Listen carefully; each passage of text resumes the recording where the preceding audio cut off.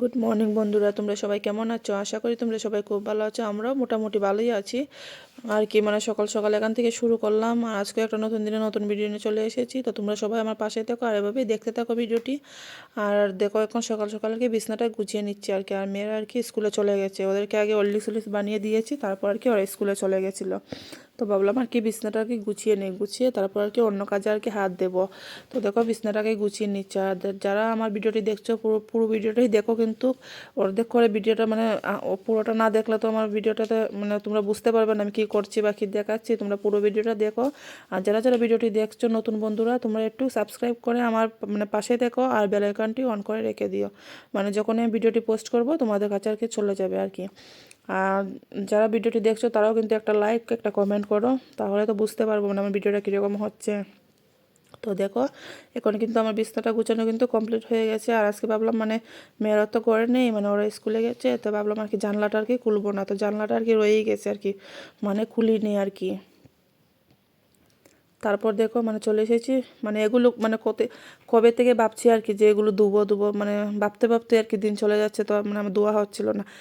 তেজপাতা বলতে বলতে গেলে আর কি তেজপাতা অনেক দিন ধরে আর কি তেজপাতাটি যে ডাটার থেকে কিন্তু ছুটিয়ে অনেক দিন আগে রেখে দিয়েছিলাম।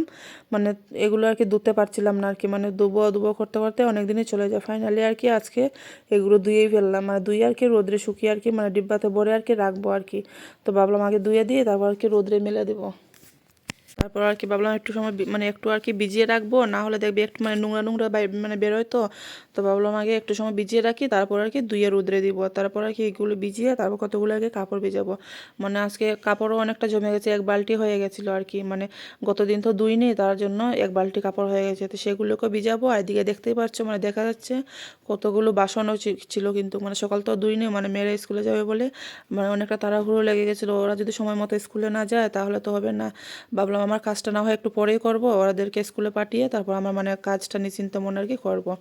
তো দেখো এখানে তেজপাতাও ভিজিয়ে রেখে দিয়েছে, আর এখন আর কি কাপড়গুলো ভিজাচ্ছি আর কি। ভিজিয়ে একটু সময় রেখে দেবো, তারপর না হয় কেচে দেবো আর কি। তো দেখো এখন আর কি ভিজাবো, তারপর তেজপাতাটা ধুয়ে রোদ্রে দেবো। আর আজকে এতটা রোদ্র উঠেনি, উঠেছে আর কি মোটামুটি। সকাল দিকে উঠেনি, তারপর দুপুরবেলা দিকে একটু করে উঠেছে। তারপর আর কি তারপর চান করে আর কি পুজোটাও দিতে হবে। তো কাপড়গুলো ভিজিয়ে আর আজকে জানো তো কী রান্না করবো আর কি সকাল থেকে ভাবতে ভাবতে তারপর আর কি শেষের দিকে রান্না করলাম সোয়াবিনের তরকারি আর কি। ভাবছি আর কি, দেখবে সকালবেলা আমাদের কিন্তু একটাই কাজ, এই কাজকর্ম কিন্তু রোজ দিনই থাকে, কিন্তু এই কাপড় কাচা, ঘর মোছা, বাসন ধোয়া, আমাদের কাজ কিন্তু একটাই থাকে রোজ রোজ। তোমাদেরকে আর কি দেখাবো, এই কাজগুলো আর কি ঘুরিয়ে ফিরিয়ে একটু দেখাতে হয় আর কি। না হলে তো আর রোজ রোজ তো বাইরেও বেরোনো হয় না, এই মাঝে মধ্যে আর কি যাওয়া হয় কোন কোথাও গেলে মাঝে মধ্যে, না হলে তো সব সময় তো গড়েই থাকে। আর কি দেখাবো, ওটাই আর কি দেখাতে হবে। তো দেখো আমার সবগুলো কিন্তু কাপড় ভিজানো হয়ে গেছিলো, বালতিতে আর কি এক বালতি আর কি হয়েছে। তো তো কিছুটা আগে বিয়েছিলাম আর কি মাঝখানে কিন্তু দুটো আর কি সোয়েটারও ছিল আর কি, মেয়েদের সোয়েটার আর কি।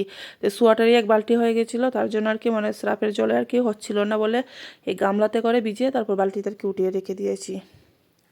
তো তারপর আর কি ভাবলাম ওরা তো স্কুল থেকে চলেও আসবে, এখন আর কি ওদের ক্লাস হচ্ছে না, 12টার সময় 12টা সাড়ে 12টার দিকে ছুটি হয়ে যাচ্ছে। তারপর তো ঘরে চলে আসবে। তো ভাবলাম সে কী খাবে, আমি তো স্নান করে পুজো দিয়ে রান্নাটা বসাবো, তার জন্য আর কি একটু ভাবলাম ভাত ভাজা করে নিই। আর আজকে যেন তো অন্যরকম করে একটু ভাত ভাজা করবো।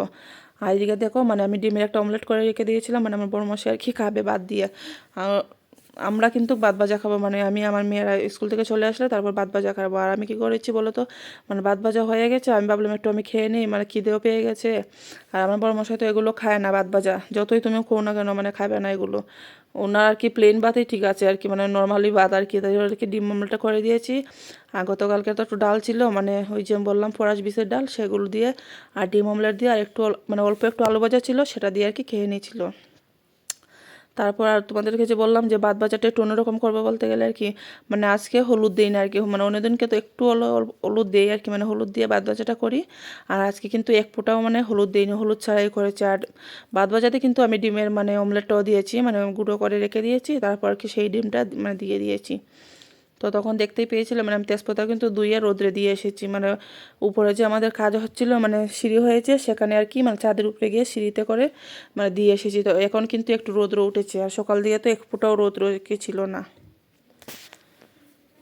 তারপর দেখো মানে এগুলো রুদ্রে দিয়ে তারপর স্নান করে কিন্তু আমি পুজো দিয়ে চলে এসেছি। এখন আর কি রান্না বসাবো। তো দেখো রান্না বসিয়েছি, ফুলকপি আলু দিয়ে ভাজা হবে আর তারপর হবে সয়াবিনের তরকারি।